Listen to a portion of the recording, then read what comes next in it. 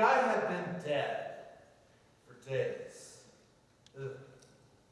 Can you imagine, like bad fish or company after 3 days? The body of Lazarus must have begun to stink. The body had been prepared in the tomb, the old tradition that maybe his spirit might come back in a few days. That notion was long gone. When Jesus finally arrives to his friend's house of Mary and Martha, the funeral, the wake are very much an afterthought.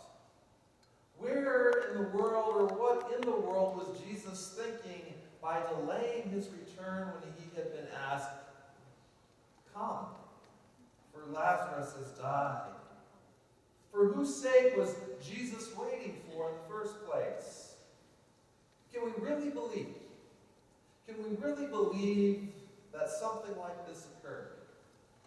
Can we really believe that Jesus stood before the tomb of Lazarus, called out his name, and made Lazarus rise from the dead?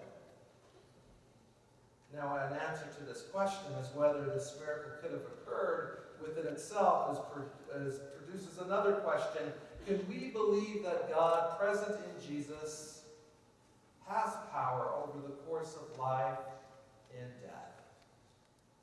It's a fair question asked by many believers. When we read in the Bible about miracles such as the raising of Lazarus from the dead, often it's there for a reason. There's a purpose. There's typically some sort of reason why this is happening in the first place, for some specific audience in mind. Jesus states that the purpose of this miracle was for the sake of the crowd. Jesus indicates that raising Lazarus from the dead is so that both God and the Son might be glorified. During his lifetime, there was this favorite scholar who would go around and give lectures. His name was Robert Ingersoll. He was, by all means, an agnostic, someone who believed that there really wasn't some existence or any proof for the existence of God, but he didn't deny the possibility that God exists. Therefore, he basically maintained in his lectures that we could know nothing about God or future life. During one of his lectures, and he often would talk against Christianity, he tried to show how the story of Jesus raising Lazarus from the dead was in fact really just a miracle planned to create some sort of popularity for Jesus. So basically, a conspiracy theory. With a little help from his friends, Lazarus may believe he took sick, and he may believe he was dead. To further that scheme, according to the theory, Lazarus' sisters buried him into a cave and called Jesus to come and do something about Lazarus' death. Lazarus was to stay in that tomb until he heard Jesus say, "Lazarus, come forth."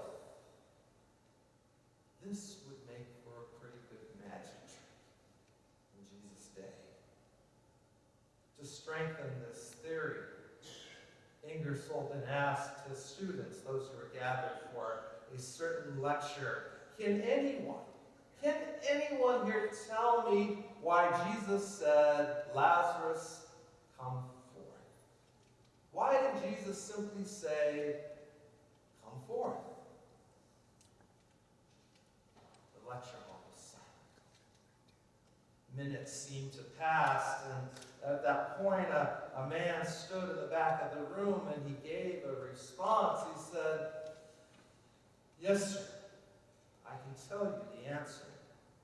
If my Lord had not said, 'Lazarus, come forth,' all of the other people buried in the tomb along with Lazarus would have come out too."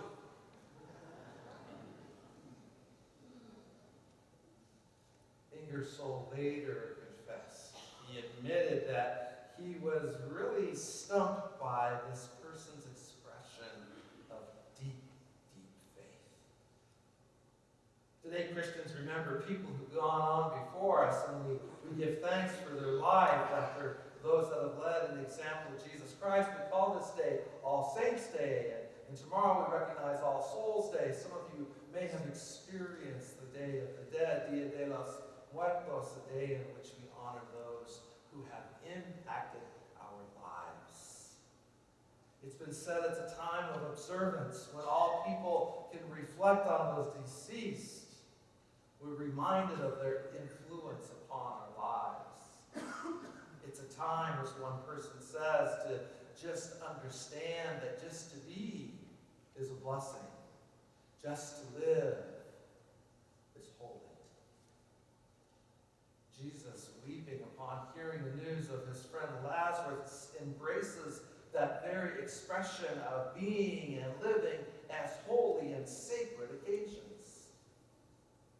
In the Gospel of John, we read about the account of Jesus raising Lazarus from the dead. Jesus looks up to God and prays to God, and hears his request for the sake of the crowd. For the sake of the crowd, so that they may believe that God is the one who sent Jesus to them. Jesus uses this moment to turn the attention away from himself to God. It's by the power of God that Jesus raises Lazarus from the dead. A Bible scholar has said that Jesus wants to direct those eyes of those who gather at the tomb like his own eyes upward to God, toward God, not toward Jesus himself, so that God's glory can be seen in this miracle. Jesus prays so those that are gathered at Lazarus' tomb may recognize what Jesus knows already. That he does nothing on his own. That everything he does is God's action in him and through him. Isn't that a nice message?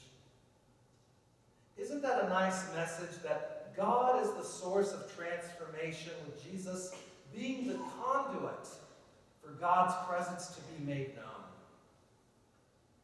This tells us that we too are capable of being a means for God's presence to be made known.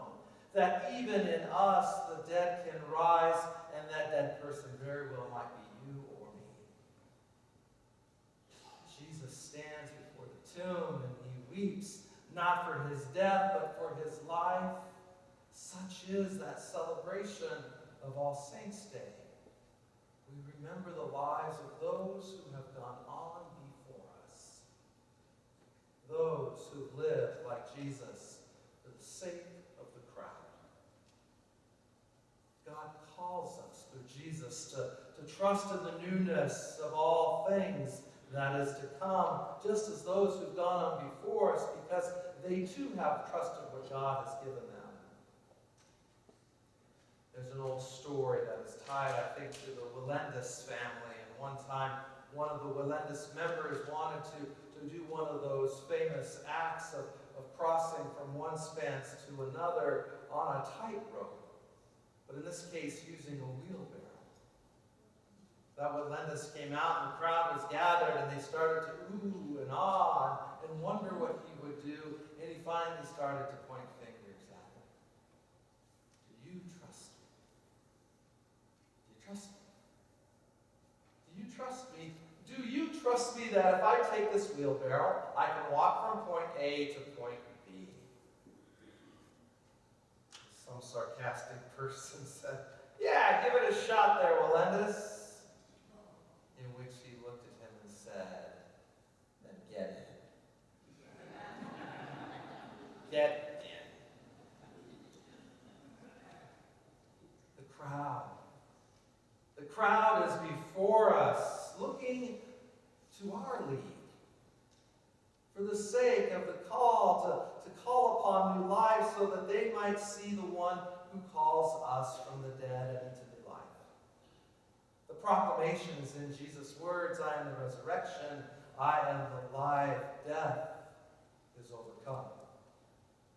And in our moments of life, both resurrection and life is available to all those who dare to respond when Jesus calls, "Come forth."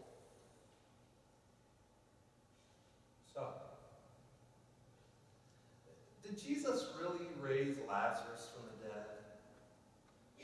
Is this an account of a physical death brought back to life? Or is this an account for us who are spiritually dead, in which we too might experience what those in the crowd experience? The miraculous, the transforming power of God to raise the